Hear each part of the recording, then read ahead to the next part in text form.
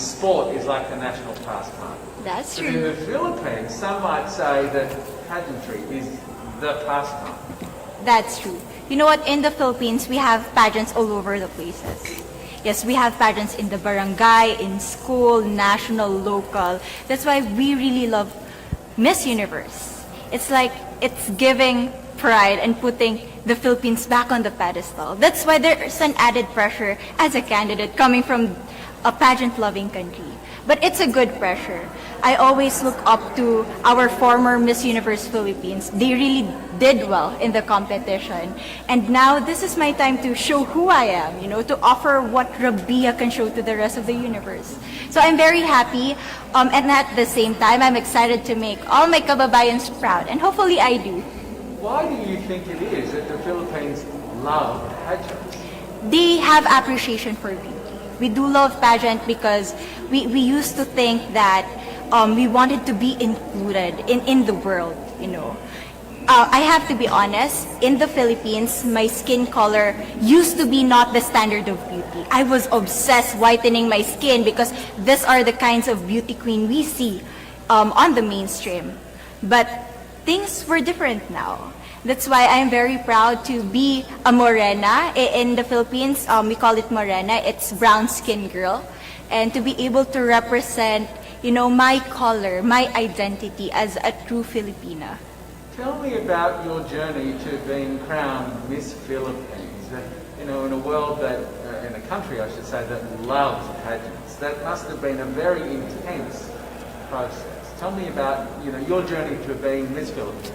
Well, my journey was crazy. You know what?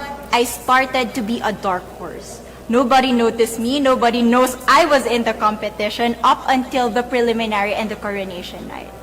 And when I won, I received different comments. Of course, there were people who didn't expect me to do well, who think that I cheated. That's why I need to redeem myself in Miss Universe. I really need to do well in this competition. And the thing is, I love pressure. I love criticism. I get better every day with that.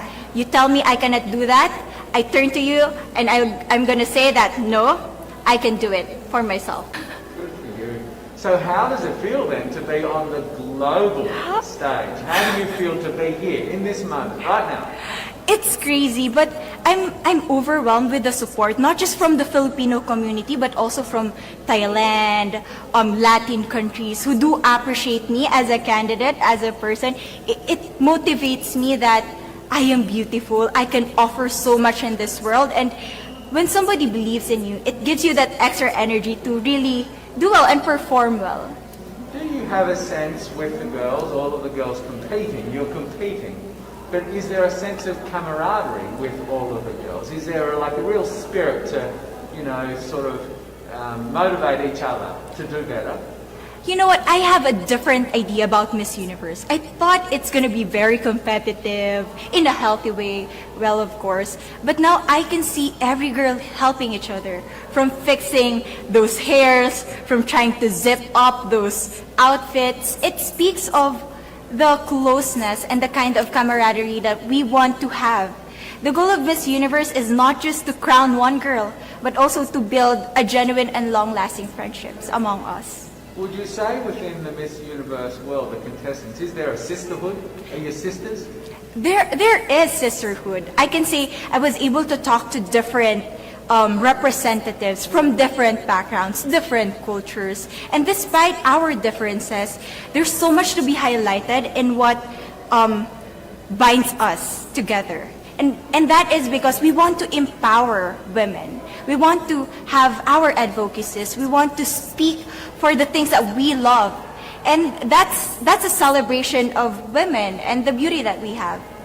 So coming out of this week, obviously you would love to be crowned Miss Universe. Of course. And that would be wonderful, of course, for any of you. But what else will you take out of this week? What do you think you'll feel at the end of this week, regardless of the result? How will you be a different person? It's the growth and the development that I was able to have during preparing for this journey. I will be honest, there was a moment that I lost my identity. because I was put under pressure. I was in that position in which I feel like I'm not good enough. I'm not a good representative of my country, but I was able to bounce back stronger. And if I was able to do that for Miss Universe, I will be able to do that in life. That is my greatest takeaway from Miss Universe. Okay, so Philippines have a huge amount of fans. Yes. I want you to give us a little bit of a message to the fans here and at home. But send a message. What would you say to all the fans in the Philippines?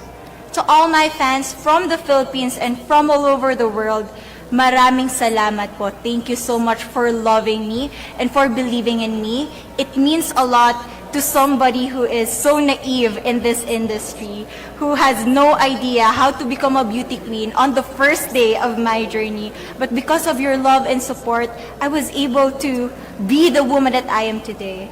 And regardless of the result, I may or I may not win the crown, but one thing is for sure, I'm gonna make you all proud.